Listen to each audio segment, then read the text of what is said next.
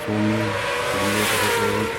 i-install na naman tayo sa ating Hirosung 110 X-Tech CS variant sa kanyang plate number.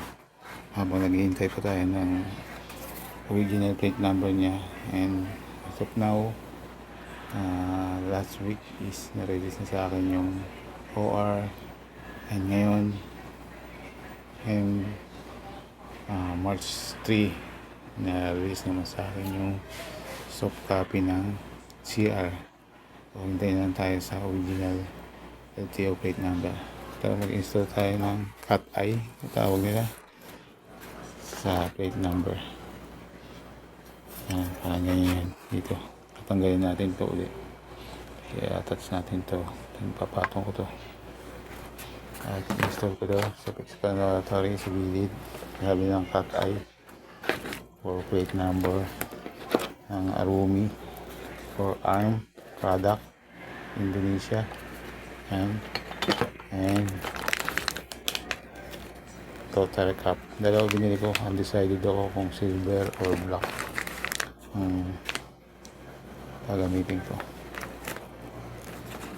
ng Arumi Moto Parts. Yan, shout out, medyo bend dumating sa akin, hindi ko na sinuli kasi kailangan ko nang gamitin.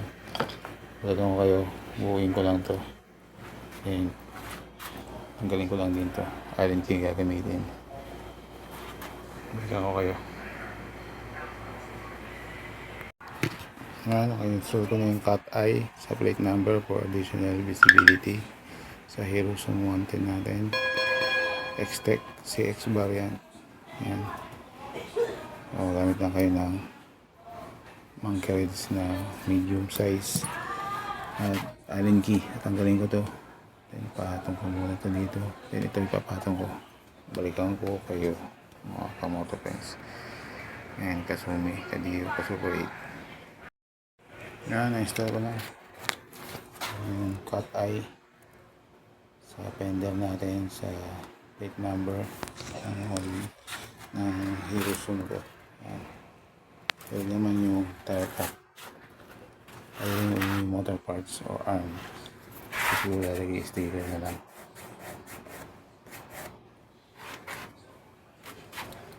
Yan. Added visibility.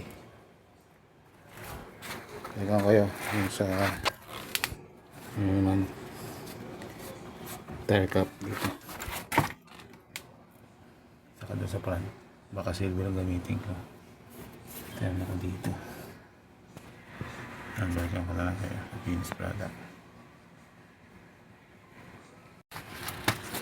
Na-install ko na yung entire valve cap ng Arumi o ARM Moto Parts. Ayan, silver muna ginamit ko. Ayan, pag nagsawa na ako siguro yung black naman, lagay ko na yung sticker at dito sa harapan ilagay ko na, nasa video description at nasa video naman yung product link ng mga install ko sa aking Hirosung 110 X-Tech CX variant. Yun mga kamoto friends, Kasumi, Kadiro, Kasuper 8. Minor ano lang naman yan, hindi pa sa atin yan. Yun lang mga ginagawa ko ngayon sa aking Hirosung. Just kalikot muna tayo sa mga pang papogi lang muna, pang pagwapo. Yan. That's it. Ayun, salamat.